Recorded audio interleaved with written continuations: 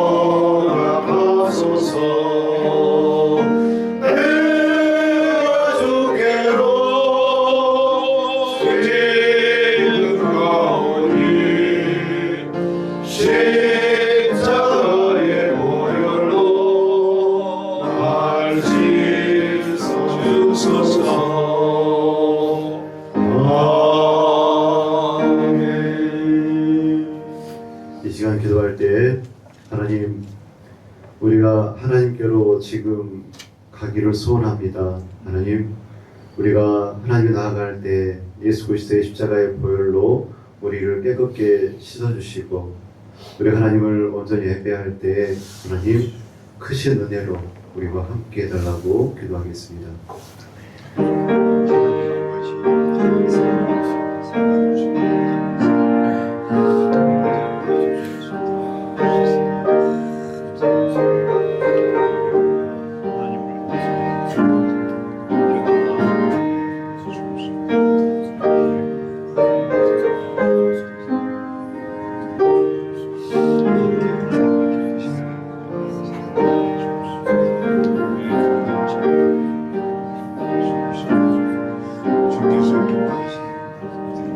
하나님, 은혜의 하나님, 이 시간 우리가 하나님께 나아갈 때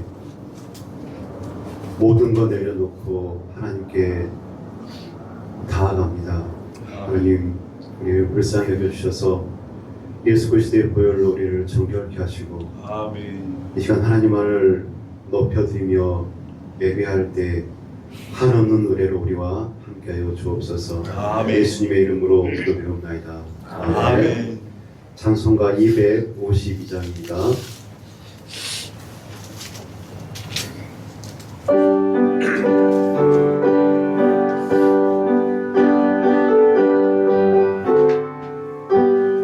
너의 죄를 씻기는 예수의 피밖에 없네.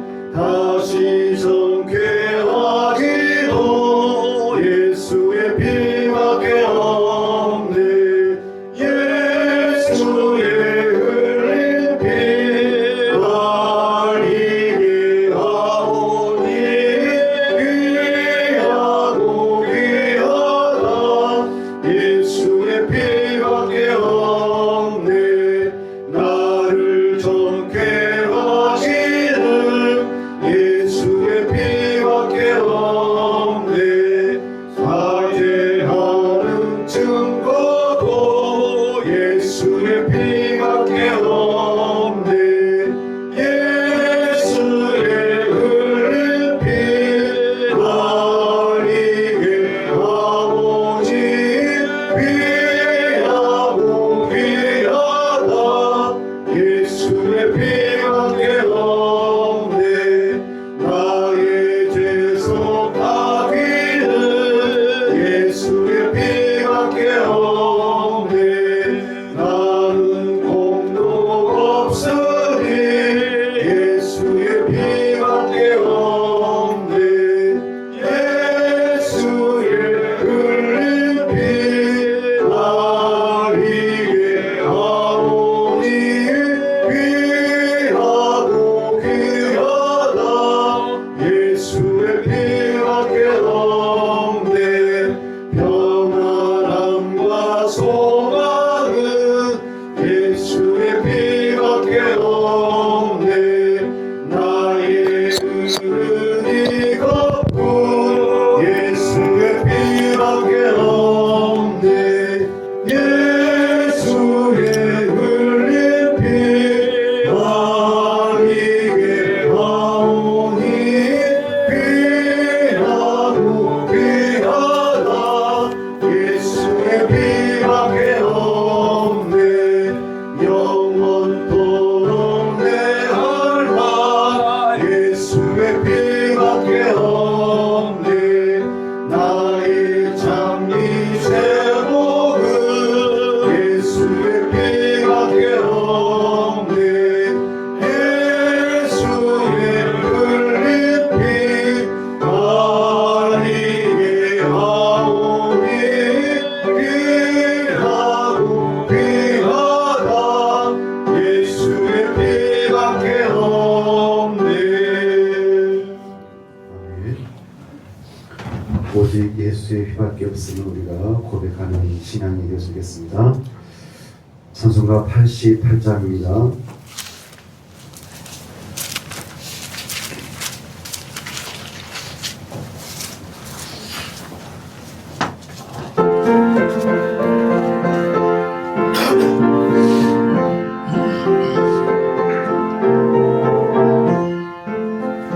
내 진정 사모하는 친구가 되시는 구주 예수님은 아름다워라.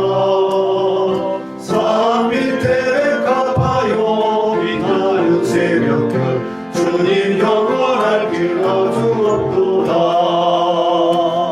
내 맘이 아플 적에 그리로 되시며 나 외로울 때 좋은 친구라. 주는 저 산 밑에 백가 빛나는 새벽별 이 땅 위에 비길 것이 없도다.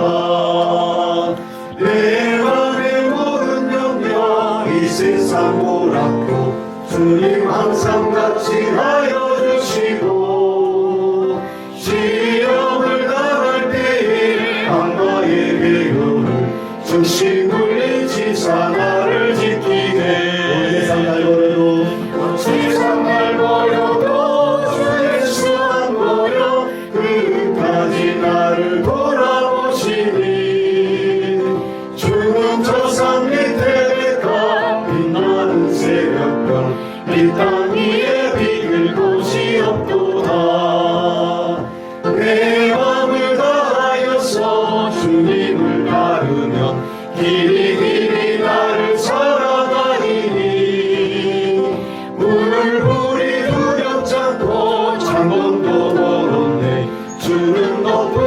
찬송 내 방패시라. 내 영혼 먹이시는 그 은혜 누리고 나 친히 주를 뵙기 원하네. 주는 저 산 밑에 백합 빛나는 새벽별 이 땅 위에 비길 곳이 없도다. 아멘.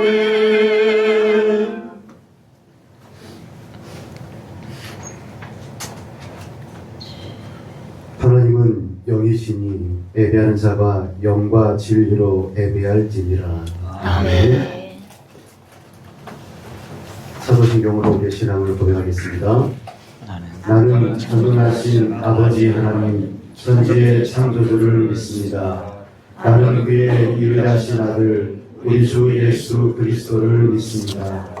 그는 성령으로 잉태되어 동정녀 마리아에게서 나시고 본디오 빌라도에게 고난을 받아 십자가에 못 박혀 죽으시고 장사된 지 사흘 만에 죽은 자 가운데서 다시 살아나셨으며 하늘에 오르시어 전능하신 아버지 하나님 우편에 앉아 계시다가 거기로부터 살아있는 자와 죽은 자를 심판하러 오십니다. 나는 성령을 믿으며 거룩한 공교회와 성도의 교제와 죄를 용서받는 것과 몸의 부활과 영생을 믿습니다. 아멘. 찬송가 88장 찬양 올려드리겠습니다.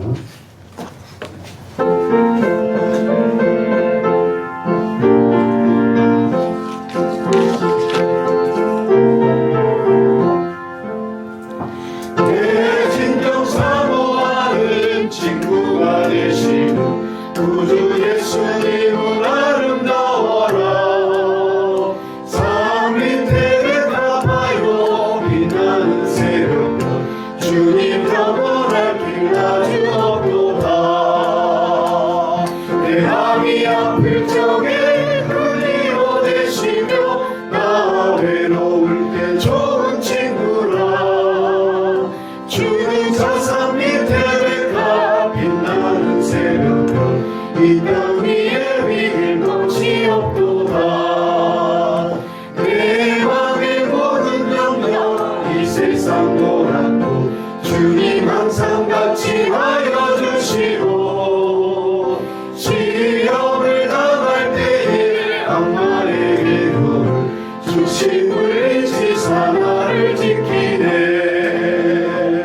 온 세상 날 버려도 주 예수 안 버려 끝까지 나를 돌아오시니. 주는 저 산 밑에 백합 빛나는 새벽별 이 땅 위에 비길 곳이 없도다. 내 맘을 다하여서 주님을 따르며 길이 나를 사랑하리니. 물불이 두렵잖고 장동도 없네. 주는 높은 산성 내 방패시라. 내 영혼 먹이시는 그대를 위고 나 친히 주를 뵙기 원하네. 주는 저 산 밑에 백합 빛나는 새벽별 이 땅 위에 비길 곳이 없도다. 아멘. 이 시간 우리의 잘못과 죄를 예수 그리스도의 십자가 아래에 내려놓겠습니다.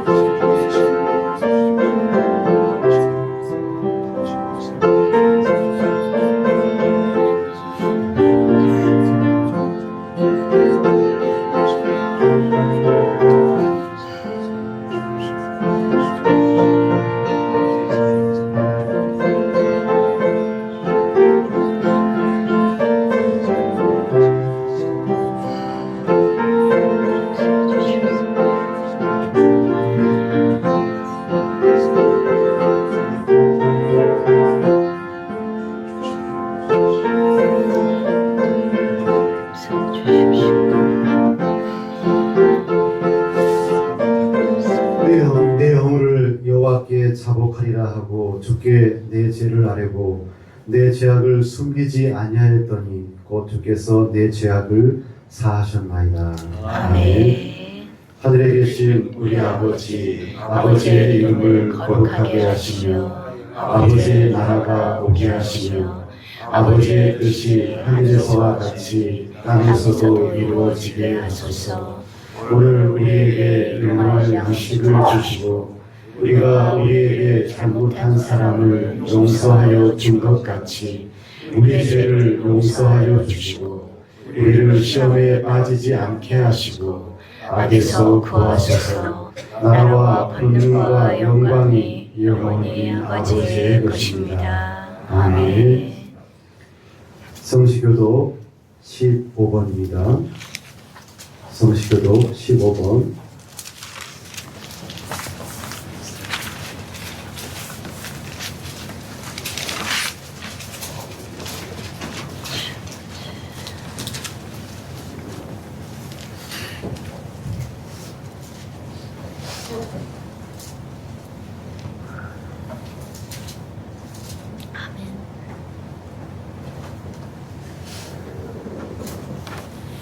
여호와는 나의 빛이요 나의 구원이시니 내가 누구를 두려워하려. 여호와는 내 생명의 능력이시니 내가 누구를 무서워하여. 악인들이 내 살을 먹으려고 내게로 왔으나 나의 대적들 나의 원수들인 그들은 실족하여 넘어졌도다. 군대가 나를 대적하여 진칠지라도 내 마음이 두렵지 아니하며 전쟁이 일어나 나를 치려 할지라도 나는 여전히 태어나리로다. 내가 여호와께 바라는 한 가지 일 그것을 구하리니 곧 내가 내 평생에 여호와의 집에 살면서 여호와의 영광을 바라보며 그의 성전에서 사모하는 그것이라. 여호와께서 환난 날에 나를 그의 초막 속에 비밀히 지키시고 그의 장막 은밀한 곳에 나를 숨기시며 높은 바위 위에 두시리로다. 이제 내 머리가 나를 둘러싼 내 원수 위에 들리리니 내가 그의 장막에서 즐거운 제사를 드리고 노래하며 여호와를 찬송하리로다. 아멘. 찬송가 252장입니다.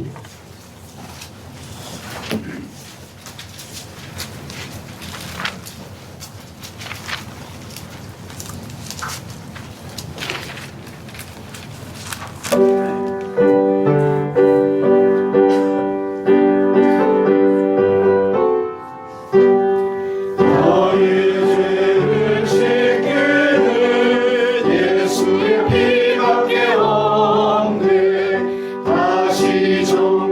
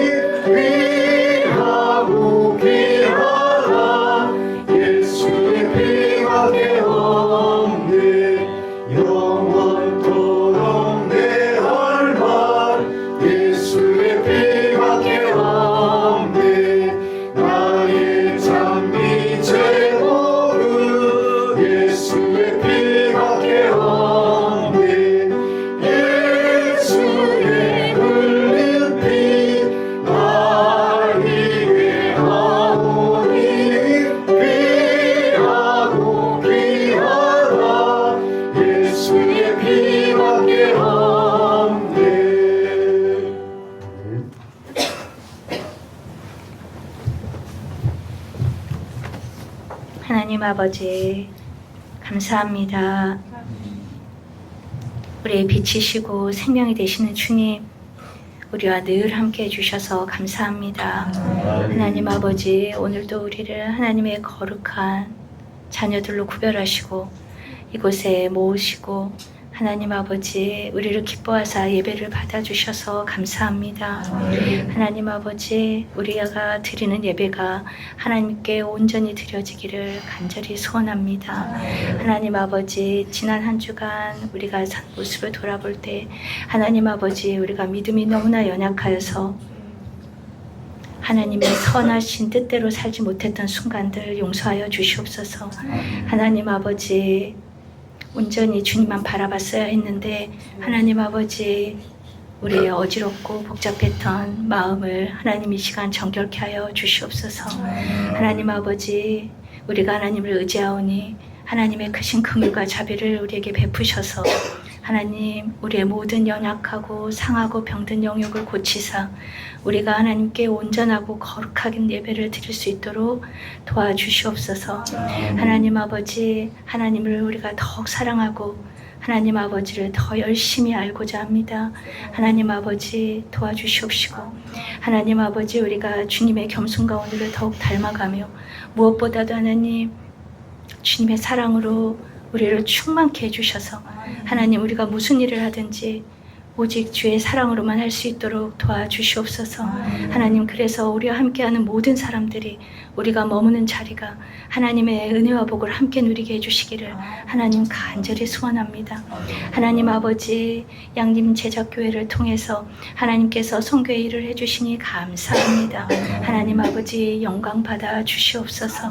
하나님 아버지, 이 나라의 민족을 하나님께 사랑하셔서 이 나라의 민족을 구원해 주시고 은혜 베풀어 주셔서 감사합니다.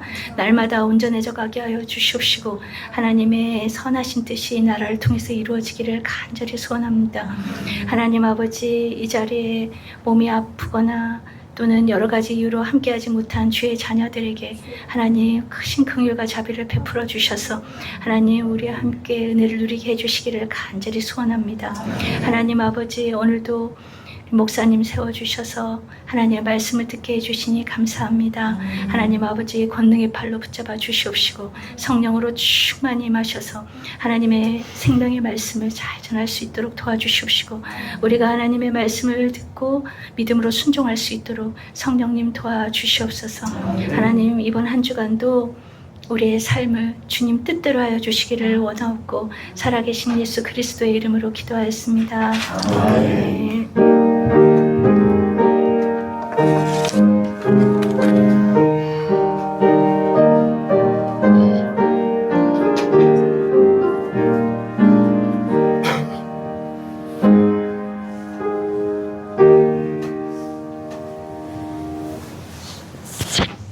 오늘 우리에게 주시는 하나님의 말씀은 시편 25편 1절에서 22절 말씀입니다.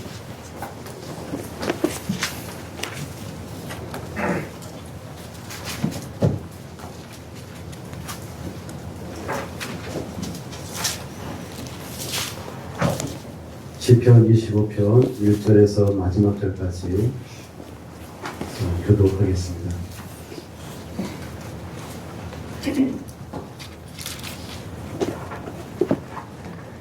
여호와여, 나의 영혼이 주를 우러러 보나이다.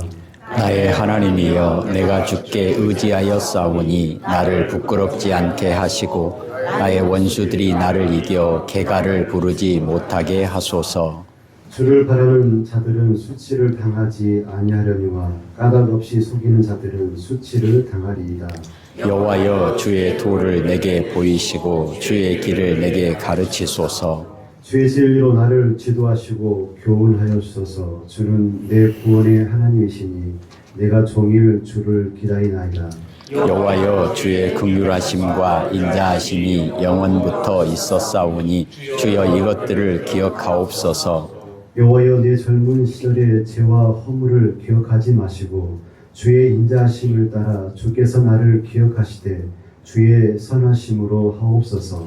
여호와는 선하시고 정직하시니 그러므로 그의 도로 죄인들을 교훈하시리로다.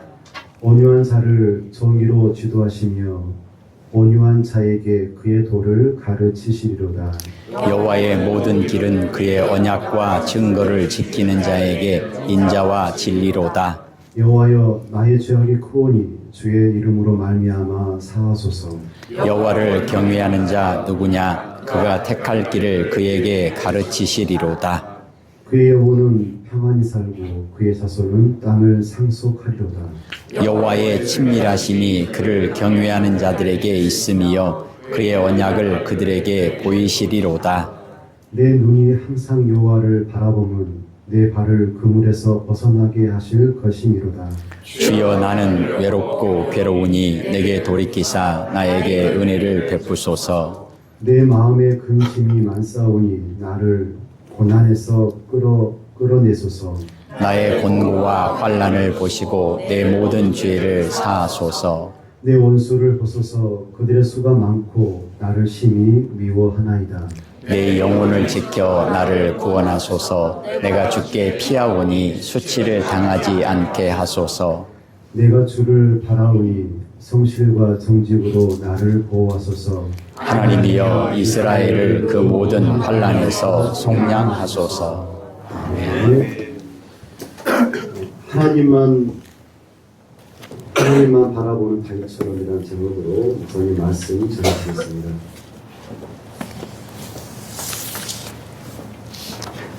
오늘 본문의 말씀은 다윗의 기도입니다. 저번에 말씀 나눈 것처럼 1절부터 7절까지는 하나님의 용서, 하나님의 구원과 하나님의 인도하심을 간절히 소원하고 기도합니다.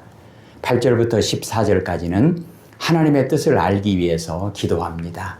그래서 다윗은 하나님 말씀해 주십시오. 가르쳐 주십시오. 그리고 하나님, 우리가 듣겠습니다. 따르겠습니다. 인도해 주십시오. 이렇게 간절히 기도합니다.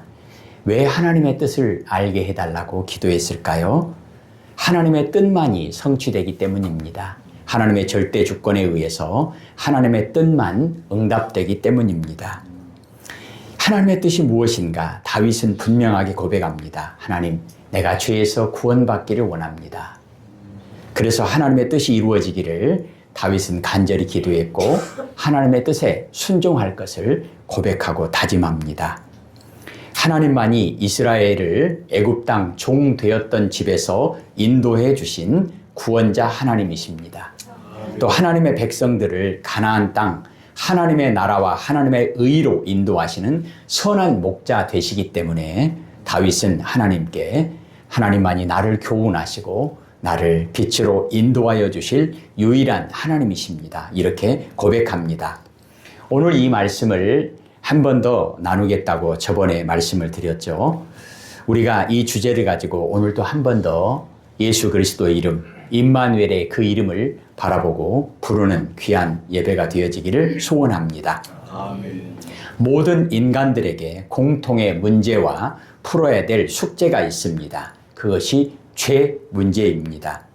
죄 때문에 잃어버린 하나님의 형상, 복을 회복해야 하고 죄 때문에 잃어버린 에덴, 하나님의 나라와 의를 다시 찾는 것이 모든 인간에게 가장 중요한 숙제라고 할 수 있습니다.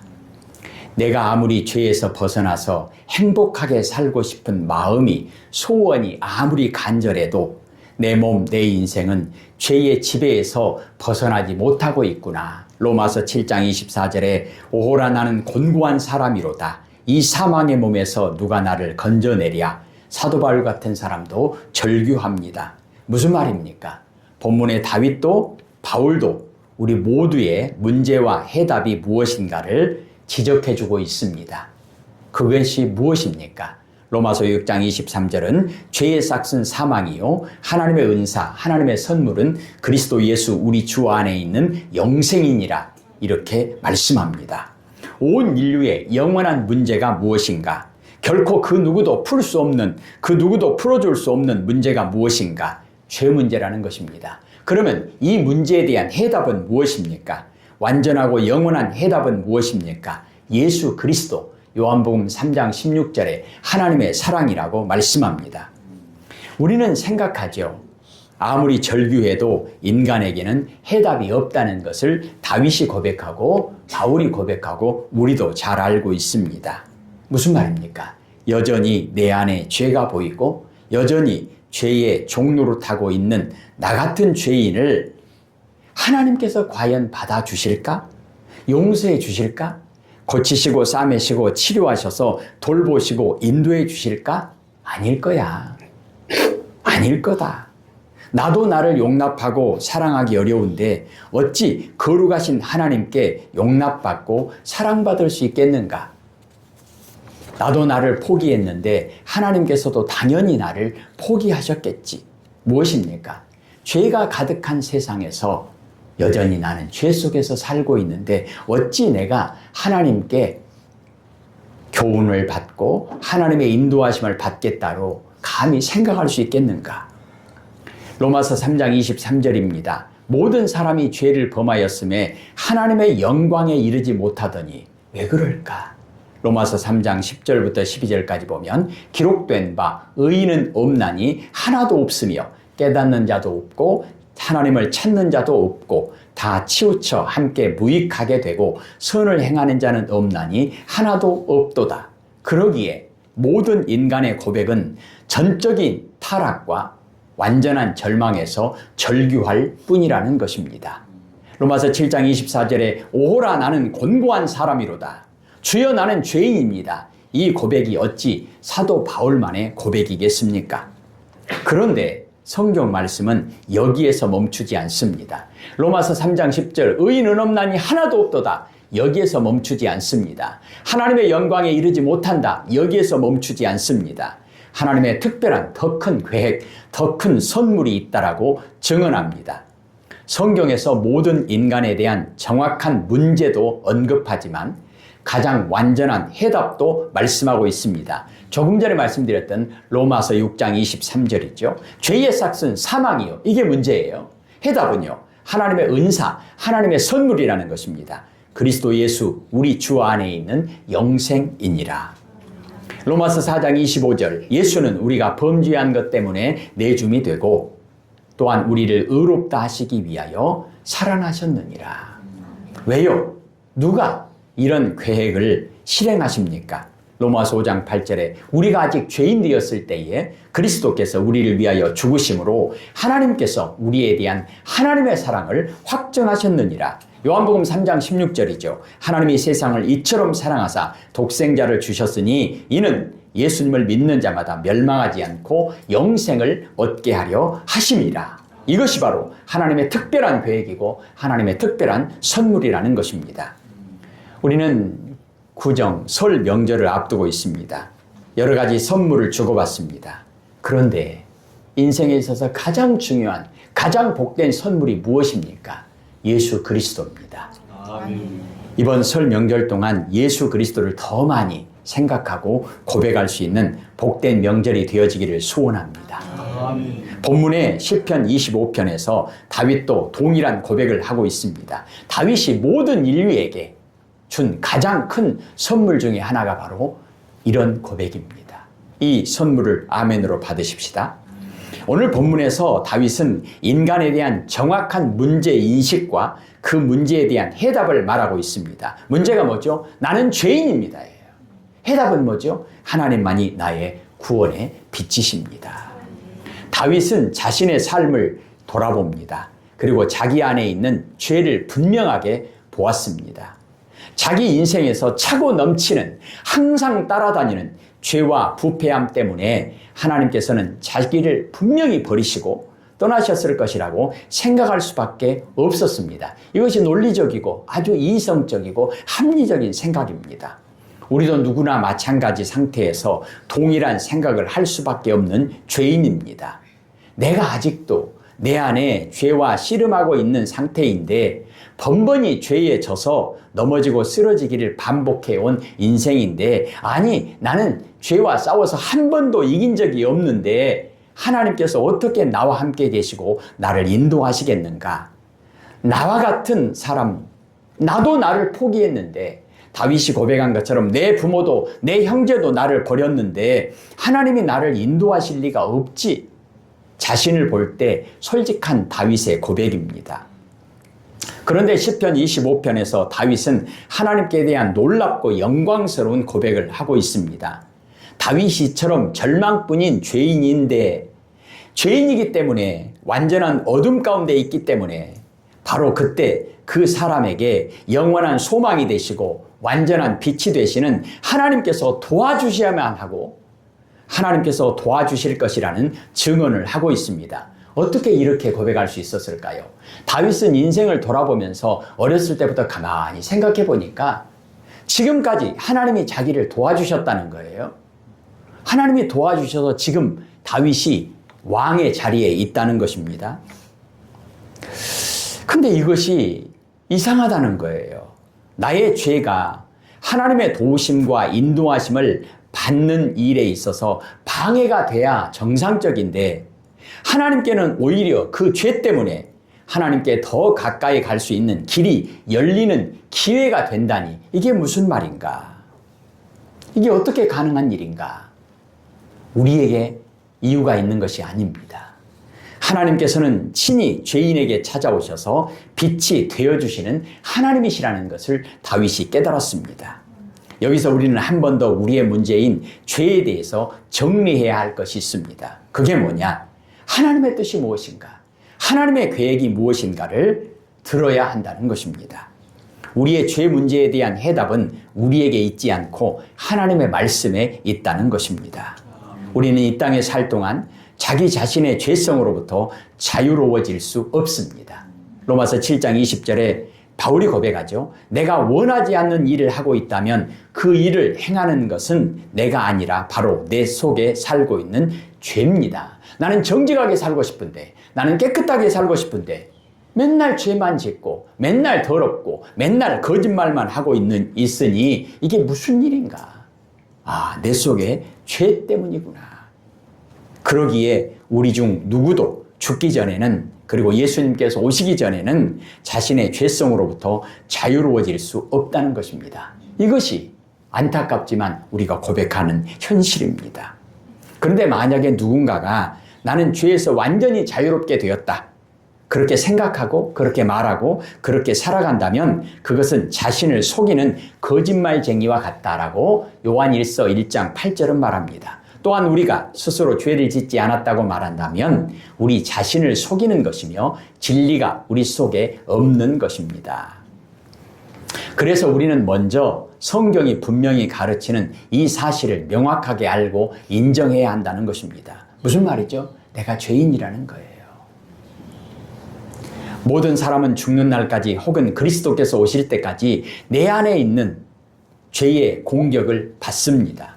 죄와 함께 살아간다는 것입니다. 죄의 끈질긴 영향력 아래에서 살아간다는 것입니다. 죄의 종로로 탄다는 거죠. 아니, 어쩌면 내가 죄를 더 가까이 하고 내가 죄를 더 좋아하고 있는 것은 아닌가. 이 고백이 솔직한 고백입니다. 이 점을 분명하게 인정하는 것은 참으로 고통스럽고 안타까운 일입니다. 그럼에도 불구하고 죄 문제를 인식하고 이 죄 문제를 해결하지 않으면 안 되기 때문에 우리는 최우선순위로 죄 문제에 대한 해답을 찾아야 한다는 것입니다. 남녀노소를 막론하고 인생에 있어서 가장 큰 성공은 무엇인가? 이 죄 문제에 대한 분명한 믿음의 고백을 할 수 있어야 된다는 것입니다. 죄 문제를 인식하고 죄 문제에 대한 해답을 찾아야 한다는 것입니다. 해답은 무엇입니까? 해답은 어디에 있습니까? 해답은 누가 줄 수 있습니까? 누가 해결해 줄 수 있습니까? 누가 과연 이 문제를 도와주실 수 있습니까? 부모입니까? 안 됩니다. 자식입니까? 안 됩니다. 그 누구도 죄 문제, 이 문제를 해결해 줄 수 없습니다. 정치가 하는 사람들입니까? 귀인들입니까? 아닙니다. 권력자들입니까? 아닙니다. 그 누구도 해결해 줄 수 없습니다. 우리 성경을 한번 찾아볼까요? 뒤로 쭉 넘기셔서요. 시편 120편, 뒤로 쭉 넘기셔서 시편 120편 896페이지입니다. 시편 120편 896편 직접 같이 읽겠습니다. 896페이지 시편 120편 1절 읽겠습니다. 내가 환난 중에 여호와께 부르짖었더니 내게 응답하셨도다. 아멘. 자, 시편 121편입니다. 1절 2절입니다. 내가 산을 향하여 눈을 들리라. 나의 도움이 어디서 올까? 나의 도움은 천지를 지으신 여호와에게서로다. 3절입니다. 여호와께서 너를 실족하지 아니하게 하시며 너를 지키시는 이가 졸지 아니하시리로다. 아멘. 시편 124편입니다. 한 장 뒤로 넘기셔서요. 시편 124편 7절 8절입니다. 우리의 영혼이 사냥꾼의 올무에서 벗어난 새같이 되었나니 올무가 끊어짐으로 우리가 벗어났도다. 우리의 도움은 천지를 지으신 여호와의 이름에 있도다. 아멘. 시편 127편 1절 2절입니다. 시편 127편 1절 2절 읽겠습니다. 여호와께서 집을 세우지 아니하시면 세우는 자의 수고가 헛되며 여호와께서 성을 지키지 아니하시면 파수꾼에 깨어 있음이 헛되도다. 너희가 일찍이 일어나고 늦게 누우며 수고의 떡을 먹음이 헛되도다. 그러므로 여호와께서 그의 사랑하시는 자에게는 잠을 주시는도다. 아멘. 왜 그렇습니까? 왜요? 자, 앞으로 다시 넘길까요? 시편 23편입니다. 시편 23편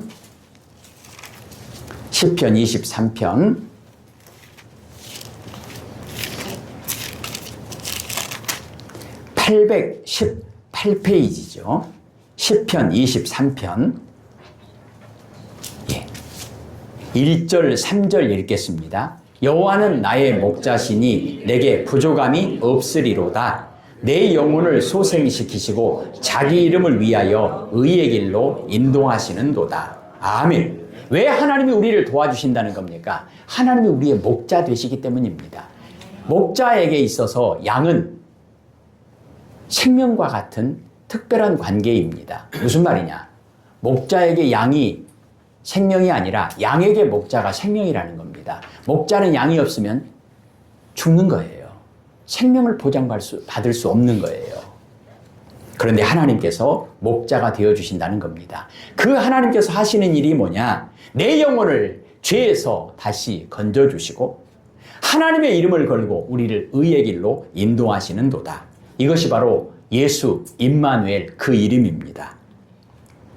신약 성경의 증언입니다. 세례 요한이 증언하죠. 예수님께서 증언하시죠. 회개하라 천국이 가까이 왔느니라. 무슨 말이에요? 죄 문제에 대한 회개 그리고 천국에 대한 약속은 바로 예수 그리스도에게 있다는 것입니다. 고린도후서 7장 10절에 보면 하나님의 뜻에 맞는 슬픔, 죄를 미워하고 죄를 슬퍼하는 이 믿음은 회개하여 구원에 이르게 하므로 후회할 것이 없습니다. 회개가 무엇인가? 우리의 문제에 대한 해답이 무엇인가? 어디에 있는가?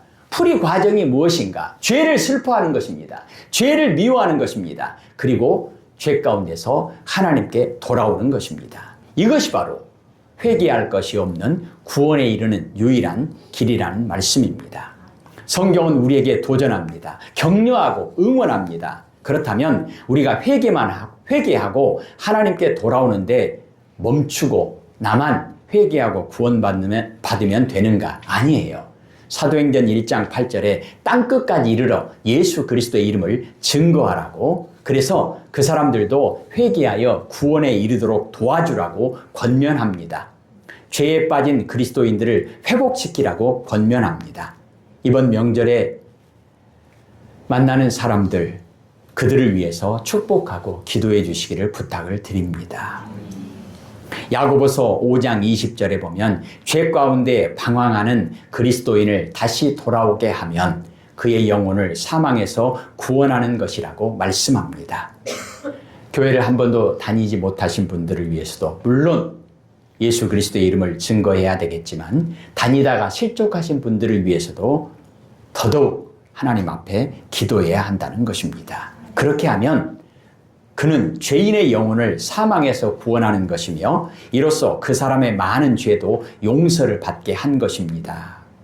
사랑하는 성도 여러분, 하나님의 크신 섭리와 하나님의 은혜로 성령님이 우리에게 오셔서 우리 가운데 역사하시면 우리가 죄를 깨닫는 거예요. 그리고 죄를 회개하는 거예요. 그럴 때 하나님께서 죄를 용서해 주시고 구원해 주시는 은혜와 선물을 우리가 받게 된다는 것입니다. 우리는 그 선물을 받았습니까? 받았습니다. 그렇다면 먼저 받은 우리가 마땅히 해야 할 일은 무엇입니까? 마태복음 18장 21절 22절입니다. 예수님의 가르침입니다. 베드로가 예수님께 이렇게 물어보잖아요.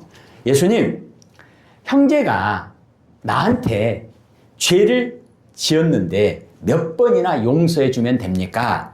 한 7번까지 용서해 줄까요? 큰맘 먹고 7번까지 용서해 주면 되겠습니까? 그랬을 때 예수님께서 이렇게 말씀하시죠.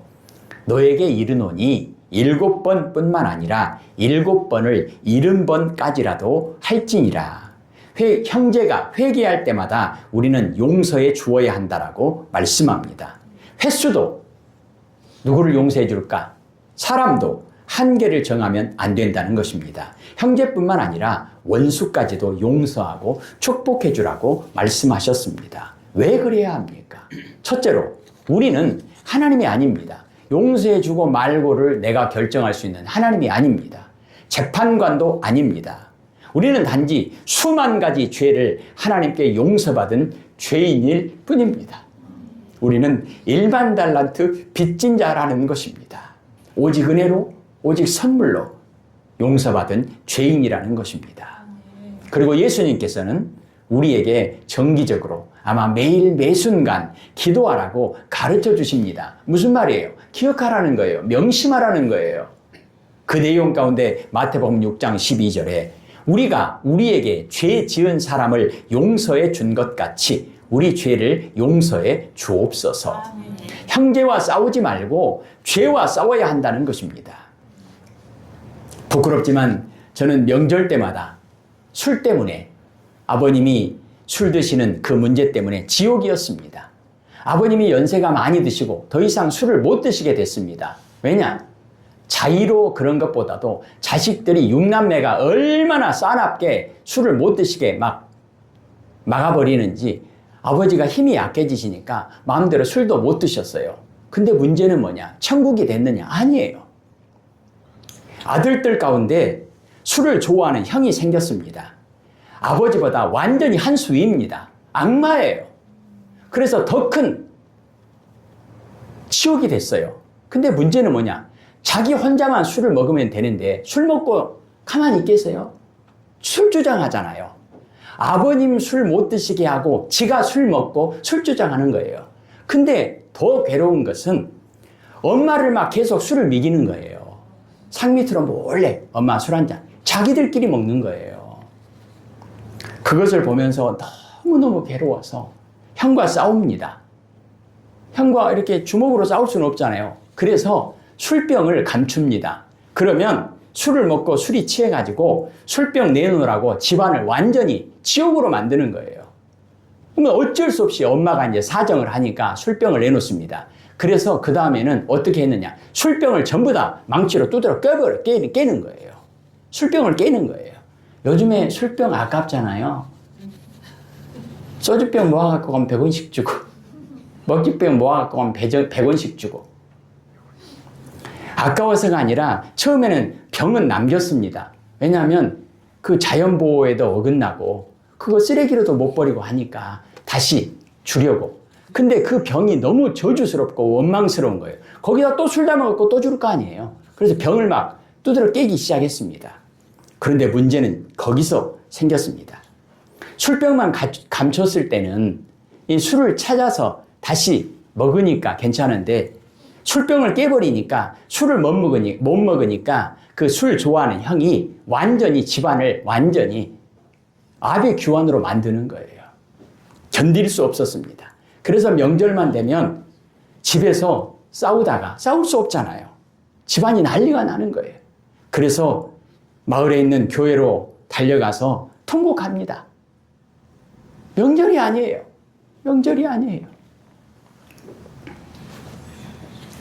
우리는 이런 상황과 똑같은 상황은 아니라 할지라도 성경은 우리에게 말합니다. 형제와 싸우지 말고 죄와 싸우라고 말합니다. 죄와 싸워라. 죄와 싸워라. 그럼 어떻게 할 것인가? 미리미리 기도하는 거예요. 하나님, 막아주십시오. 막아주십시오. 술 먹는 형을 못 오게 할 수도 없고, 술 장사가 망하게 할 수도 없고, 동네 술가게가 문을 닫아도 술을 사가지고 오는 거예요. 어찌하면 좋으리까? 어찌하면 좋으리까? 여러분에게는 어떤 문제가 있습니까? 어떤 걸로 싸워야 합니까? 성경 말씀에 대한 예수님의 가르침에 대한 우리의 믿음의 반응은 무엇이어야 합니까? 시편 25편에서 다시 25편으로 넘어갈까요? 25편. 네, 한 장만 뒤로 넘기면 되죠. 다윗이 보여준 모범을 배워야 합니다. 다윗은 자신의 죄 문제에 대해서 이런 반응을 보이지 않습니다. 이건 틀린 거예요. 저번에 말씀드렸잖아요. 첫째는 나는 죄가 없다. 죄에 대해서 나는 자유롭다. 나는 죄의 지배를 받지 않는다. 이건 잘못된 겁니다. 그 누구도 그럴 수 없습니다. 또 하나요. 나는 죄가 많아서 절망이다. 나는 죄 때문에 하나님의 어떤 은혜도 받을 수 없다. 그냥 포기. 그러니 나는 내 멋대로 살다가 이렇게 죽으면 끝이지. 이것도 잘못된 겁니다. 다윗은 이런 두 가지 반응을 보이지 않습니다. 다윗은 먼저 죄로 인해서 자기가 죄인이기 때문에 처절하게 자기의 죄 문제를 고백합니다. 죄 때문에 받은 상처, 죄 때문에 절규합니다. 그런데 그 자리에서 절망하고 좌절하고 포기하는 것이 아니라 오히려 그 죄와 절망 때문에 적극적으로 하나님을 찾고 하나님께 소망을 두고 하나님의 긍휼을 간구하고 있습니다. 죄의 짐이 무거울 때 더더욱 간절하게 기도하고 있다는 것입니다. 다윗 자신의 모든 영혼과 인생을 하나님의 긍휼 가운데로 던지고 있습니다. 나는 그 누구에게도, 아니 하나님께는 더더욱 인정받고 인도함을 받을 자격이 없다. 나는 죄인의 괴수와도 같다. 완전한 어둠이다. 완전한 절망이다. 완전한 패망이다. 그러기에 나는 그 누구도 구원의 빛이 되시는 하나님의 교훈과 인도하심이 절대적으로 필요한 사람이다. 하나님의 도우심이 필요한 제1순위 후보가 나다. 왜냐? 나는 죄인이기 때문이다.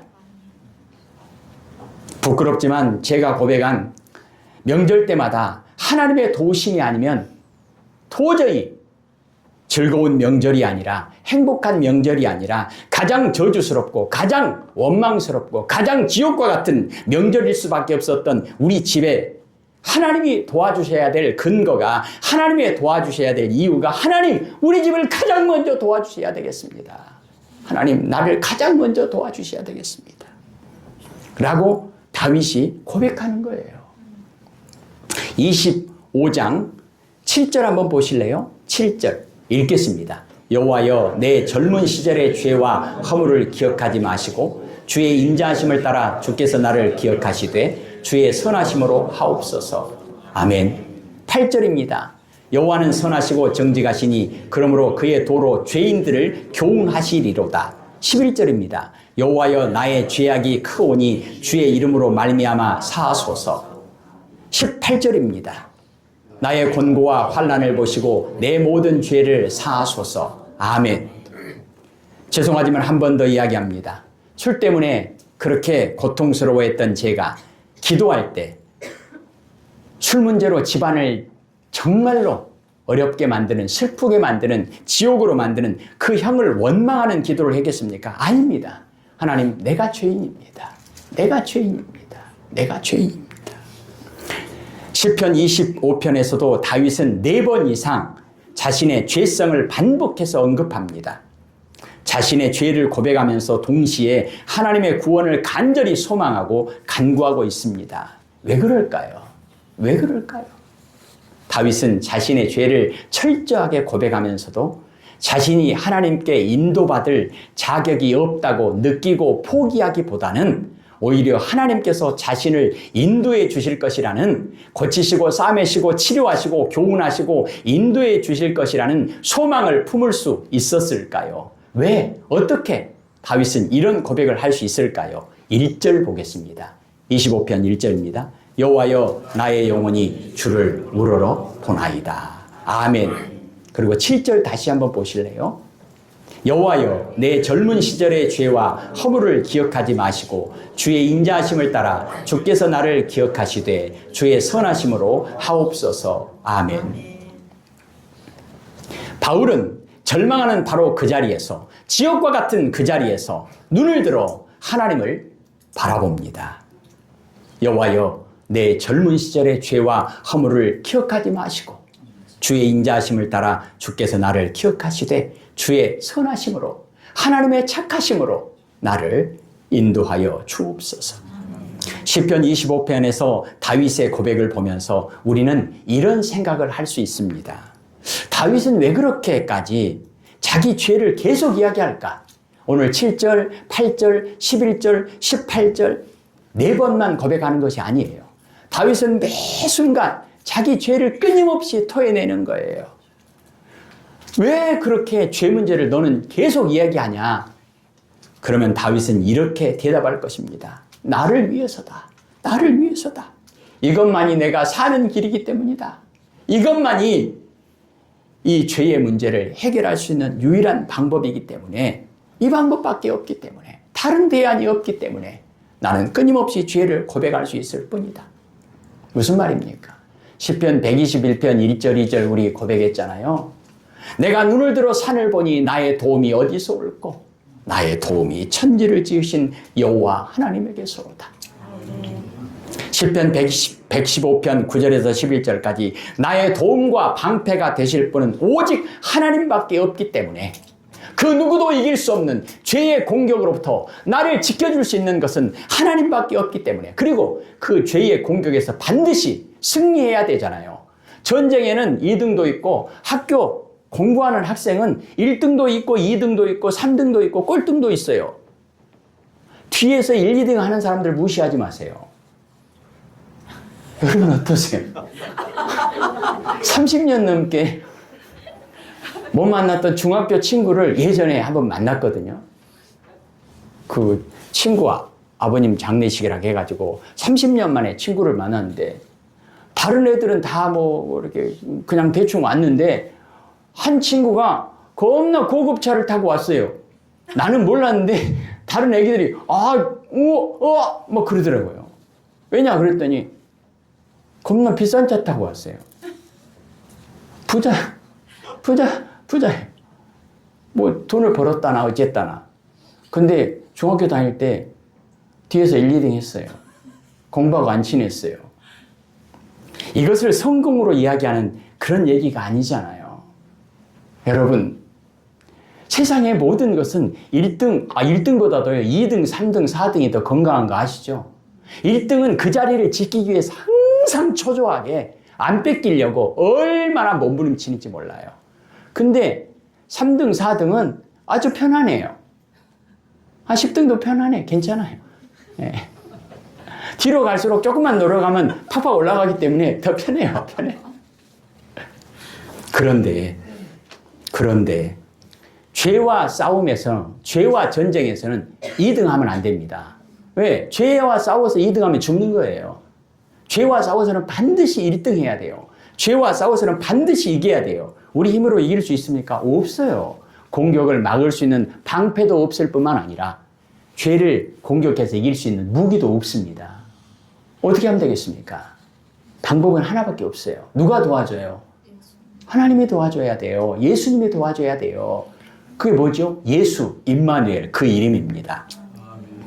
유일한 길과 해답은 하나님 한 분뿐이기 때문에 하나님의 말씀을 듣고 따르는 겁니다. 시편 119편 105절에 하나님의 말씀은 내 발의 등이요 내 길의 빛이로다. 나는 온통 어둠 가운데 있습니다. 나에게는 빛 대신 하나님의 인도하심만이 절대적으로 필요합니다. 그래서 나는 하나님의 인도하심만을 간구합니다. 이것이 다윗의 고백입니다. 그래서 다윗의 이런 기도가 나온 것입니다. 반복해서 죄를 고백하는 거잖아요. 그리고 다윗은 이렇게 고백합니다. 4절 5절 보십시다. 4절 5절 여호와여 주의 도를 내게 보이시고 주의 길을 내게 가르치소서. 주의 진리로 나를 지도하시고 교훈하소서. 주는 내 구원의 하나님이시니 내가 종일 주를 기다리나이다. 아멘. 시편 1편에 복 있는 사람은 어떤 사람인가? 주야로 하나님의 말씀을 묵상하는 자로다.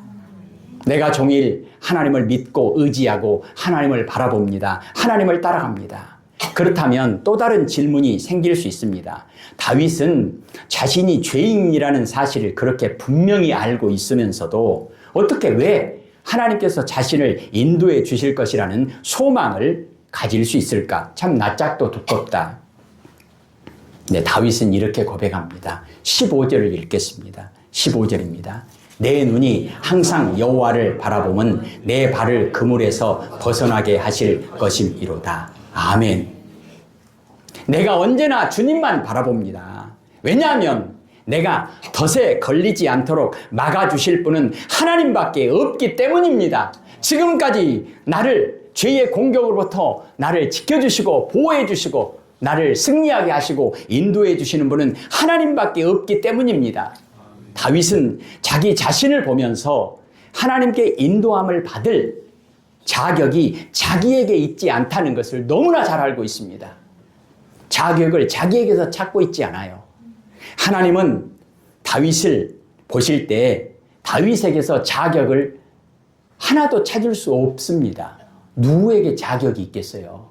또 다윗은 자기 자신을 바라보면서 자기 자신에게 소망이 없다는 것을 너무나 잘 아는 거예요. 나에게는 절대적인 절망밖에 없는 거예요. 완전한 절망밖에 없는 거예요. 그래서 바로 그때 하나님을 바라보는 것입니다. 나와 나의 죄를 바라보면서 절망하던 시선을 돌려서 하나님께만 집중하고 있습니다. 여호와는 나의 목자시니 내게 부족함이 없습니다. 그렇다면 다윗은 하나님을 바라보며 무엇을 기대하고 있습니까? 16절입니다. 읽을까요? 주여 나는 외롭고 괴로우니 내게 돌이키사 내게 은혜를 베푸소서. 아멘. 17절입니다. 내 마음에 근심이 많사오니 나를 고난에서 끌어내소서. 아멘. 하나님, 나에게는 하나님의 은혜가 필요합니다. 하나님, 나를 불쌍히 여겨주십시오. 다윗의 기도죠. 한 장만 뒤로 넘겨서 28장입니다. 28장 2절입니다. 내가 주의 지성소를 향하여 나의 손을 들고 주께 부르짖을 때에 나의 간구하는 소리를 들으소서. 아멘. 지성소라고 하는 것이 하나님의 가장 거룩한 곳을 향해서 기도하는 겁니다. 다니엘이 사자굴 속에 들어가기 전에 예루살렘으로 향한 창문을 열고 기도한 것처럼 하나님을 우러러보며 기도하는 것입니다. 다윗은 오직 하나님의 긍휼을 구하며 자신의 소리를 들어주시기를 기도하고 있습니다. 다윗은 누구보다도 자신이 죄인이고 자신이 아무것도 받을 자격이 없다는 사실을 잘 알고 있습니다. 그래서 그는 오직 하나님의 긍휼과 은혜에 호소하고 있습니다. 그래서 다윗은 하나님의 영광을 향한 하나님의 열심에 호소하는 것입니다. 그래서 하나님이 다윗을 사랑하는 거예요. 하나님의 영광이 뭐죠? 죄인을 구원하는 것이 하나님의 영광이에요. 하나님은 열심을 다해서 일하고 계십니다. 지금도 일하고 계십니다. 그게 뭐죠? 예수님의 성육신, 예수님의 고난, 예수님의 십자가, 예수님의 부활까지 계획하시고 성취하시는 그 열심, 그것을 통해서 지금도 교회를 세우시고 지금도 하나님이 우리를 교훈하시고 인도하시는 그 하나님이심을 우리에게 말씀하고 계시는 그 하나님. 오늘 다윗을 통해서 11절을 25장 한 장 앞으로 넘겨서요. 11절입니다. 시작. 여호와여 나의 죄악이 크오니 주의 이름으로 말미암아 사하소서. 아멘. 얼마나 고통스러운 고백인지 모릅니다. 다윗은 고백하는 거예요. 하나님, 내 죄가 실로 너무나 큽니다. 사도 바울이 고백합니다. 나는 죄인의 괴수와 같습니다. 나는 천하에도 몹쓸 죄인입니다. 다윗은 자신의 죄를 줄이지 않습니다. 오히려 죄가 크다고 고백합니다. 이것이 바로 하나님께 의롭다 하심을 받은, 용서받고 구원받은, 교훈과 인도하심을 받은 죄인들의 신앙 고백, 회개 방식입니다. 바울은 나는 죄인 중에 괴수와 같습니다 고백하는 거예요. 그런데 참으로 역설적이게도 참으로 놀랍고 아름다운 일은 뭐냐? 하나님은 죄인을 용서하시고 구원하시는 것을 기뻐하시는 용서의 하나님이시라는 것입니다. 그러기에 죄로 인해 우리가 느끼는 이 깨어짐은 하나님의 인도하심을 향한 절망으로 우리를 몰아가지 않습니다. 오히려 그것은 우리를 하나님의 긍휼 가운데로, 하나님의 은혜 가운데로 던져 넣습니다. 그리고 그 긍휼만이 우리의 유일한 소망이라고 가르쳐주고 있습니다. 저는 제 인생을 생각할 때 여기서 설교할 수 있는 자격이 1도 없습니다. 여러분 앞에서 감히 죄 문제와 죄에 대한 해답의 문제를 함께 나눌 만한 자격이 없습니다. 그럼에도 불구하고 하나님께서 다윗을 통해서 말씀하신 것처럼 죄인이기 때문에 더더욱 이 말씀을 솔직하게 고백할 수 있기 때문에, 더 간절하게 고백할 수 있기 때문에 다윗을 세우신 것처럼 이 죄인을 세우셔서 하나님께서는 말씀하고 계십니다. 요한복음 3장 17절에 예수님께서 이 땅에 오신 것이 무엇 때문인가? 하나님의 긍휼 때문이라는 것입니다. 하나님의 세상에 예수님을 보내신 것은 세상을 심판하려 하심이 아니요 예수님으로 말미암아 세상이 구원을 받게 하려 하심이라. 예수님께서는 마가복음 10장 45절에 나는 섬기려고 오지 않았다. 죄인을 구원하려고 내 몸을 대속 제물로 주려고 왔다. 그 증거로 오늘 이 교회에서 오늘 우리는 이 말씀을 가지고 하나님 앞에 예배를 드릴 수 있게 되었습니다. 16절을 보십시다. 주여 나는 외롭고 괴로우니 내게 돌이키사 나에게 은혜를 베푸소서. 아멘. 주여 나는 외롭고 괴롭습니다. 주여 나는 외롭고 괴롭습니다. 사실은 저는 너무나 큰 죄인이기에 여러분이 저에 대해서 조금이라도 좋게 생각하시고 이야기하실 때마다 너무나 괴롭습니다. 왜냐하면 그런 말을 들을 만한 자격이 정말로 없는 죄인이기 때문입니다. 그리고 이렇게 목사로서 하나님의 말씀을 증거하는 이 강단에 올라올 때마다 저는 몸부림칩니다. 하나님 나는 아니잖아요. 나 같은 놈이 어떻게 저 자리에 섭니까? 나는 아닙니다. 나는 아닙니다. 나는 아닙니다. 33년 동안 목회하면서 5번이나 나 목사 못한다고 도망 다녔음에도 불구하고 또 이 자리에 있다고 하는 것, 감당할 수 없는 저의 회개거리이지만 또한 감당할 수 없는 은혜라고 고백할 수밖에 없습니다. 다윗은 고백합니다. 하나님의 은혜로 말미암아 내가 하나님의 은혜로 오늘 이 자리에 있다라고 고백합니다. 성경은 증언합니다. 다윗도 바울도 교회 2000년의 역사도 증언합니다. 그렇기 때문에 우리도 다윗처럼 고백해야 합니다. 예수님, 나는 죄인입니다. 예수님, 나를 불쌍히 여겨 주십시오. 예수님의 이름을 불러야 합니다. 어떻게 이런 일이 가능합니까? 하나님의 긍휼로 죄인들을 교훈하시고 인도하시는 그 일을 하나님이 왜 하십니까? 어떻게 그럴 수 있습니까? 수요일날 우리가 보았던 미가서 7장에 18절, 19절, 20절에 이렇게 말씀하죠. 미가 선지자를 통해서 우리에게 말씀하시는 거예요. 하나님은 죄인을 용서하시고 구원하시는 것을 기뻐하시는 분이다. 하나님은 죄인을 사랑하시고 불쌍히 여기셔서 회복시키시기를 기뻐하시는 분이다. 하나님은 지금도 죄인에게 용서와 사랑으로 의롭게 하시는 일을 성실하게 하시는 분입니다. 미가서 7장 19절에 하나님이 다시 우리를 불쌍히 여기셔서 우리의 죄악을 발로 밟으시고 우리의 모든 죄를 깊은 바다에 던지시리이다. 오직 예수님을 통해서 그 일을 지금도 행하고 계십니다. 예수님의 몸된 교회를 통해서 하나님은 그 착한 일을 이 시간에도 성실하게 하고 계십니다. 고린도서 5장 17절 말씀, 그런즉 누구든지 그리스도 안에 있으면 새로운 피조물이라 이전 것은 지나갔으니 보라 새 것이 되었도다. 이 말씀을 아멘으로 고백하기를 소원합니다. 그럼에도 불구하고 이 말씀을 아멘으로 고백하는데 50년이나 이 말씀을 읽었음에도 불구하고 나는 과연 얼마나 새로워지고 있는가?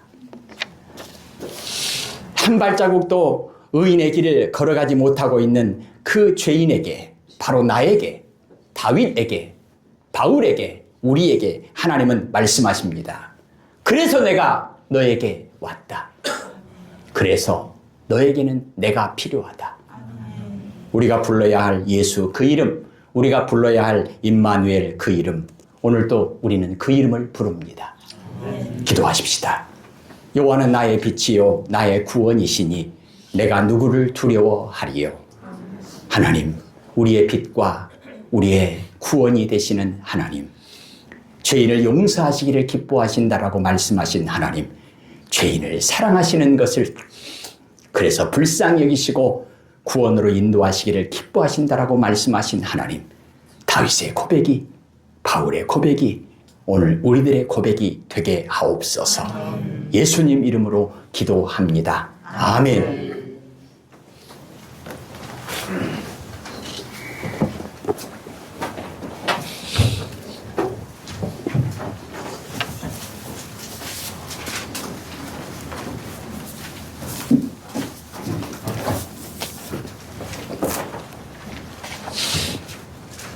찬송가 254장 찬송을 목사님 축도하시겠습니다.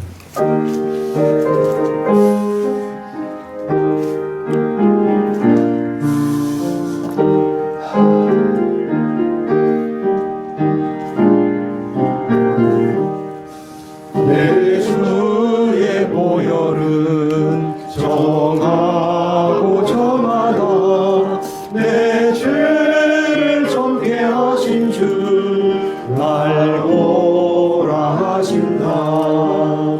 내가 주께로 지금 가오니 십자가의 보혈로 날 씻어 주소서. 약하고 주에도 주께로 나가면 힘 주시고 내 주함을 곧 씻어 주시네.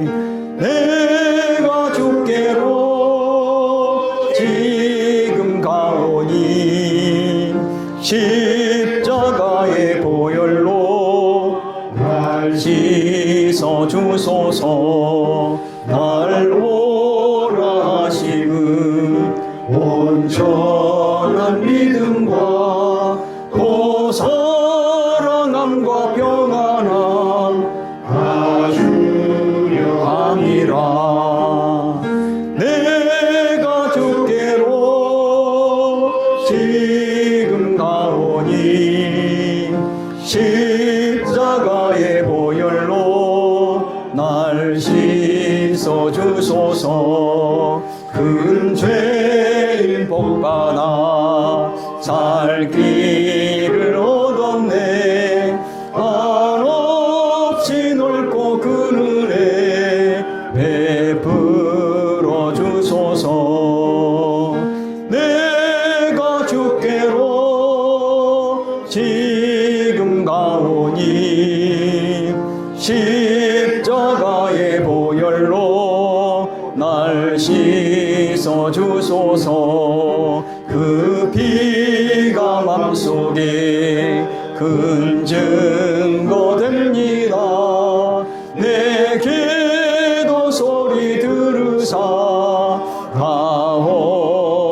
허락하소서. 내가 주께로 지금 가오니 십자가의 보혈로 날 씻어 주소서. 아멘. 축도 후에 신목사님과 새해 인사하십시다.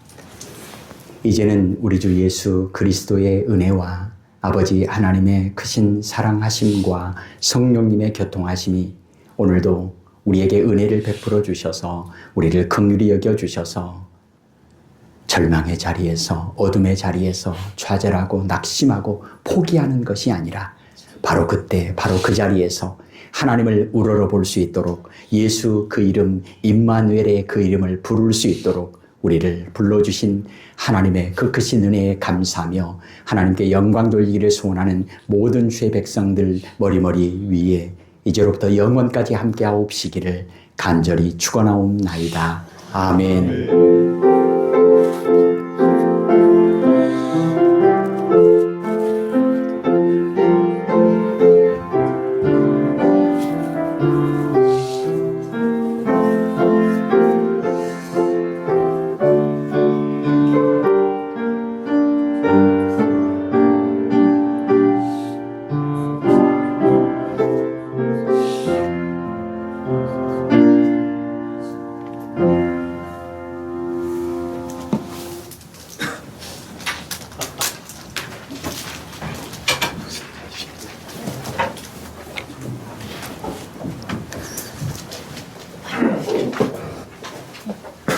목사님, 우리 세배 한번 합시다. 예. 예, 설 명절인데, 예, 여러분께 세배를 한번 하랍니다. 예, 복 받으시라고. 자, 차렷. 자, 세배.